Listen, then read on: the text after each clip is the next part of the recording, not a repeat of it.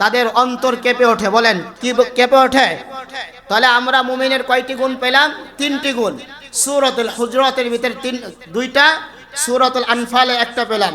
4 নম্বর গুণ শুনেন, আল্লাহ তাআলা বলেন ওয়াইযা তুলিয়াত আলাইহিম আয়াতুহু যাদাতুহুম ঈমানা। আল্লাহ বলেন সূরাতুল আনফালের 2 নম্বর গুণ হলো যখন তাদের সামনে কোরআন তেলাওয়াত করা হয় তাদের ঈমান বেড়ে যায়, তাদের ভালো লাগে। বলেন সুবহানাল্লাহ। এটা কার কথা? আল্লাহর কথা। আল্লাহ বলতেছেন তোমাদের সামনে যখন কোনো মুমিনের সামনে যখন আমার কালাম তেলাওয়াত করা হয়, এই তাদের ঈমান বেড়ে যায়, তাদের ভালো লাগে, তাদের অন্তরের ভিতরে আনন্দ জাগে। আল্লাহ বলেন যাদের অন্তরের ভিতরে আনন্দ জাগে না তারা আবু জাহেলের ভাই, তারা উকবার ভাই, তারা সাইবার ভাই, তারা শয়তানের ভাই। আর আল্লাহ বলেন ওয়াইযা তুলিয়াত আলাইহিম আয়াতুহু যাদাতুহুম ঈমানা। আর এই ঈমান যখন তাদের ভালো লাগে তো মনে করবা তারা প্রকৃত মুমিন। বলেন সুবহানাল্লাহ। রাসূল কারীম সাল্লাল্লাহু আলাইহি ওয়াসাল্লাম যখন কোরআন তেলাওয়াত করতেন তো ওই সময় আবু জাহেল, উকবা, সাইবা মানুষদেরকে বলতেন তোমরা হট্টগোল করো, নাউজুবিল্লাহ। কেন? কোরআনের এমন তাসির, কোরআনের এমন পাওয়ার। যদি এই কোরআন কোনো কাফের সামনে তেলাওয়াত করা হয়, কোনো কাফের সামনে পড়া হয়, রাসূল বলেন অজান্তে ওই কাফের ভিতরে আল্লাহ ঈমান দিয়ে দিবেন। সুবহানাল্লাহ। এটা কাফের জানে, মুসলমান জানে না। এজন্য কাফেরদের একটা আইন আছে, আপনারা শুনছেন কিনা আমি জানি না। ওদের আইন হচ্ছে লা তাসমাউ লিহাদাল কুরআন। আরবের মানুষেরা সাবধান, তোমরা কিন্তু কোরআন শুনবা না, নাউজুবিল্লাহ। রাসূল সাল্লাল্লাহু আলাইহি ওয়াসাল্লাম একদিন কোরআন পড়তেছেন, তা আবু জাহেল, উকবা, সাইবা ওদের সব থেকে বড় কবি, সম্রাট, সাহিত্যের সম্রাট লাবিব ইবনে রবিকে বলতেছে যে মুহাম্মাদের মতন একটি কোরআন আমাদেরকে বানিয়ে দাও। তিনি বললেন এটা কি আমার দ্বারা কোনো ব্যাপার? আমি কবিদের সম্রাট, আমি এত পদ্য বানাইলাম, কবিতা বানাইলাম, একটা কোরআন বানানো তো জাতা কথা না। বলেন নাউজুবিল্লাহ। তিনি বললেন যে আমাকে স্যাম্পল দাও, যেই জিনিস বানাবা সেই জিনিসের কি দেন? স্যাম্পল দাও। তিনি বললেন স্যাম্পল তো আমাদের কাছে নাই। তো বললেন ঠিক আছে মুহাম্মাদের কাছে নিয়ে যাও সাল্লাল্লাহু আলাইহি ওয়াসাল্লাম। তখন রাসূলের কাছে আসলেন, লাবিব বলতেছে মুহাম্মদ আমি তোমার কাছে আসছি, একটা কোরআন বানাবো, আমাকে একটু কোরআন শোনাও। রাসূল কারীম সাল্লাল্লাহু আলাইহি ওয়াসাল্লাম লাবিবকে বড় কোনো সূরা শোনান নাই, বড় কোনো সূরা তেলাওয়াত করেন নাই, গুরুত্বপূর্ণ কোনো সূরা তেলাওয়াত করেন নাই।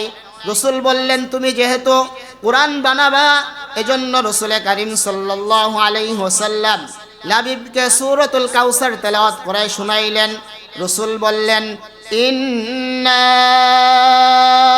আ'তাইনাকাল কাউসার ফসল্লি লিরাব্বিকা ওয়ানহার ইন্না শানিয়াকা হুয়াল আবতার। রাসূল যখন এই শব্দ বলে শেষ করলেন, সূরাটা যখন শেষ করলেন, সাথে সাথে লাবিব বলে উঠলেন আশহাদু আল্লা ইলাহা ইল্লাল্লাহু মুহাম্মাদুর রাসূলুল্লাহ। সকলে বলেন সুবহানাল্লাহ। লাবিব সঙ্গে সঙ্গে মুসলমান হয়ে গেলেন, তার দিলের ভিতরে আল্লাহ তাআলা ঈমান ঢুকাই দিলেন। ঈমান যখন ঢুকাই দিলেন, আবু জাহেল, উতবা, সাইবা বলে করিস কি? আল্লাম কোন কাজ আর করলি কোন কাজ? তোমাকে আল্লাম আমি কোরআন বানানোর জন্য, আর তুমি নাকি নিজেই মুসলমান হয়ে গেলে। তো লাবিব বলল আমি দুনিয়ার ভিতরে অনেক কবিতা বানাইছি, অনেক পদ্য আমি শুনেছি, অনেক লেখালেখি আমি করেছি, কিন্তু মুহাম্মদ আরবি সাল্লাল্লাহু আলাইহি ওয়াসাল্লাম তার মুখ থেকে যেই সূরা শুনলাম এটা কোনো মানুষের কথা না। মা হাযা কাউলুল বাশার, এটা কোনো মানুষের কথা নয়, এটা একমাত্র আল্লাহর পক্ষ থেকে ওহী। আর যার কাছে ওহী আসেন তিনি কে? বলেন নবী। তিনি কে? নবী। নবীর কাছে ছাড়া কারো কাছে ওহী আসে না। তো লাবিব বলে দেরি করলে ভেজাল, এজন্য আমি তাড়াতাড়ি ঈমান গ্রহণ করে বসল। সকলে বলেন সুবহানাল্লাহ। তো এই কোরআন যদি আমি আপনি মুহাব্বত করি, কোরআন যদি একটু পড়েন আর যদি অর্থ জানেন, দেখবেন এত ভালো লাগবে, এত মজা লাগবে। কেন আল্লাহ তাআলা তো এটা মজা দিয়ে বানাইছেন। দুনিয়ার ভিতরে কোনো গান শুনেন, যতই আপনার সেই মিউজিক দিক না কেন, যতই সুন্দর গজল দেখ না কেন, কিন্তু সেটা একবার দুইবার পাঁচবার পড়ার পরে ভালো লাগে না, শোনার পরে ভালো লাগে না। কিন্তু সূরা ফাতিহা প্রতিদিন শুনেন, কোনো সময় খারাপ লাগে? যারা প্রকৃত মুমিন তাদের কাছে খারাপ লাগে না। যতই বলেন আলহামদুলিল্লাহি রাব্বিল আলামিন, সমস্ত প্রশংসা কার? বলেন ওই আল্লাহর। এই কথা যতই বলেন ততই আপনার আমার হৃদয়ের ভিতরে ভালো লাগে, মজা লাগে।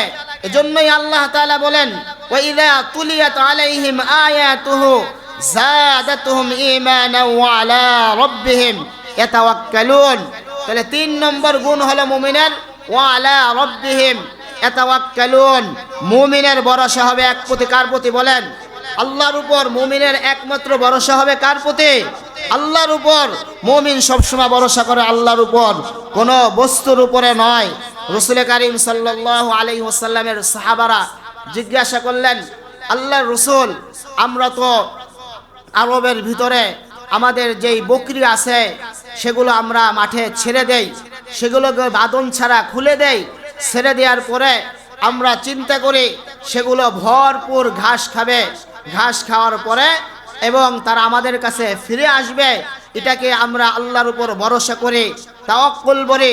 রাসূল বলেন এটাকে ভরসা বলে না, এটাকে তাওয়াক্কুল বলে না। ভরসা এবং তাওয়াক্কুল বলা হয় যে তুমি তোমার সাধ্য অনুযায়ী চেষ্টা করা। যেরকম আপনি এই বাসা থেকে ঢাকার উদ্দেশ্যে অন্য জায়গা যাচ্ছেন, এখন যদি আপনি মনে করেন আমি দরজা খুলে আল্লাহর উপর ভরসা করলাম, তাহলে এটা কি ভরসা বলে? তো এটাই রাসূল বলতেছেন যে তুমি ঢাকা থেকে কোনো জায়গা যাচ্ছ, তোমার ঘরের যেই দরজাটা আছে সেটাকে তুমি সুন্দর করে আটকাও, আটকানোর পরে তালা মারো, মারার পরে আয়াতুল কুরসি পড়ো, পড়ার পরে সেখানে ফু দাও, তারপরে তুমি আল্লাহর উপর ভরসা করো। এটাকে বলে কি? বলেন ভরসা। যেরকম আপনি বলে গেলেন আজকে আমাকে যে হুজুর আপনি আমার জন্য দোয়া করেন, আগামী মাসে যেন আমি 10,000 20,000 টাকা পাই। 1 মাস পরে আপনার সাথে আমার সাক্ষাৎ, আমি তো ধুমসে দোয়া করতেছি। 1 মাস পরে আপনার সাথে আমার সাক্ষাৎ, আপনি জিজ্ঞাসা করলেন যে ভাই আপনি আমার জন্য কি দোয়া করলেন? হুজুর আমার তো টাকা আসে নাই। আমি আপনাকে জিজ্ঞাসা করলাম 1 মাস আপনি কি করেছেন? আপনি বললেন আমি ঘরে বসেছিলাম, কোনো কাজ করে নাই। তো আল্লাহ তাআলা বলতেছেন যে বান্দা তোমার কাজ চেষ্টা করা, আমার কাজ সেটাকে সফল করা। বলেন সুবহানাল্লাহ। তাহলে তাওয়াক্কুল বলে কোনটাকে? চেষ্টা করা। বলেন কোনটাকে? আমার যত সাধ্য অনুযায়ী চেষ্টা করা, আল্লাহ তাআলা কি করবেন? সেটা বাস্তবায়ন করবেন। আমার উপর আল্লাহ তাআলা 5 ওয়াক্ত নামাজ ফরজ করেছেন। এই নামাজ সদা আদায় করা, এই যদি আমি আদায় করতে না পারি, অসুস্থ হই কোনো একটা কারণ বিশত, সেটা মাফ করে দিবেন কে? বলেন আল্লাহ। কিন্তু চেষ্টা করতে হবে কার? আমার। এই 4 দোকানে যারা আড্ডা মারে, যারা মানুষের সমালোচনা করে, যারা নামাজ পড়ে না, এরা যদি বলে যে আমি প্রকৃত মুমিন, তাহলে কোরআনের আয়াত দ্বারা কি তারা মুমিন? বলেন কোরআনের আয়াত দ্বারা তারা মুমিন? তারা মুমিন না। আল্লাহ তাআলা একটি সূরার ভিতরে বলেন যখন মানুষদেরকে জাহান্নামে নিয়ে যাবে, জাহান্নামের ভিতরে যখন ফেলবে তো জিজ্ঞাসা করবে যে মা সালাকাকুম ফি সাকর, কোন জিনিস তোমাকে জাহান্নামে নিয়ে আসছে? জাহান্নামের যেই ফেরেশতারা থাকবে তারা জিজ্ঞাসা করবে যে কোন জিনিস তোমাকে জাহান্নামে নিয়ে আসছে? তিনি বলবেন ক্বালু লাম নাকু মিনাল মুসাল্লিন, তিনি বলবেন যে আমি নামাজি ছিলাম না। এজন্য আমরা যারা মাইকের আওয়াজ যেই পর্যন্ত যায় সকলকে অনুরোধ করি, আমরা যারা নামাজ পড়ি নাই বাবা, নামাজ না পড়ে না ঘুমাই, আমি ওই দিকে আলোচনা পরে করব যে আল্লাহ তাআলা মানুষের রূহ কয়বার বের করেন। যদি মানুষ ঘুমায় তাহলে কি হবে, ধারাবাহিকভাবে আমি আলোচনায় যাব ইনশাল্লাহ। তাহলে আমরা এখানে তিনটে পাইলাম। 4 নম্বর হলো আল্লাহ বলেন আল্লাযীনা ইউকিমুনাস সালাহ, যে নামাজ আদায় করা, কায়েম করা। নামাজ কি? বলেন কায়েম করা। আল্লাযীনা ইউকিমুনাস সালাহ, এখানে বিস্তারিত তাফসীর আনছেন ইবনে কাসিরের ভিতরে। এখানে কিছু বোঝার বিষয় আছে। যেরকম আল্লাযীনা ইউকিমুনাস সালাহ, আমি আজকে মাগরিবের নামাজ পড়ছি নিজে, তো এটা আমি নিজে নামাজ পড়ছি, এটাকে কায়েম বলে না। এটাকে কি বলে না? বলেন কায়েম বলে না। আমি নিজে পড়ছি, নিজে আদায় করছি। আর কায়েম বলে যে আমি আজকে মাগরিবের নামাজ পড়লাম, যারা পড়ে নাই আমার ছেলে, আমার মেয়ে, আমার স্ত্রী, তাদেরকে জিজ্ঞাসা করলাম তোমরা কি মাগরিবের নামাজ পড়ছো কিনা। সারা পৃথিবীর মানুষ যেন নামাজিওয়ালা হয়ে যায়, এই চিন্তা আমার ভিতরে থাকা, এলাকার মানুষ যেন নামাজি হয়ে যায়, এই চিন্তা আমার ভিতরে থাকা।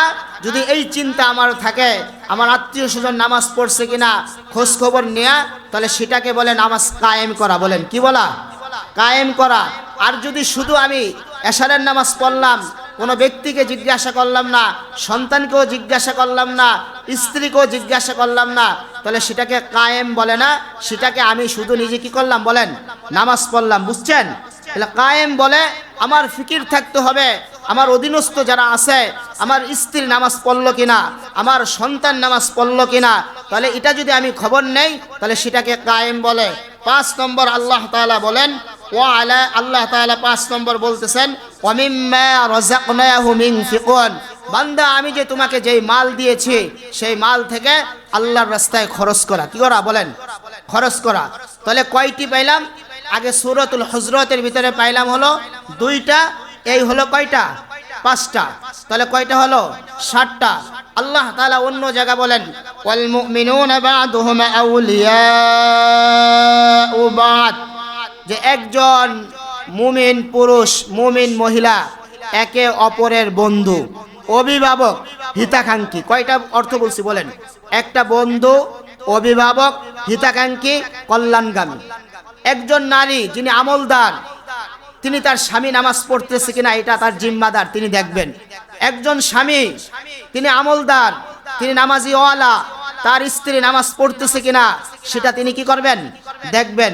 তারপর আল্লাহ তাআলা বলেন ইয়ামারুনা বিল মারুফ ওয়া ইয়ানহাউনা আনিল মুনকার, যে তারা কি করেন? সৎ কাজের আদেশ করেন, অসৎ কাজ থেকে কি করেন বলেন? নিষেধ করেন, অসৎ কাজের নিষেধ করেন।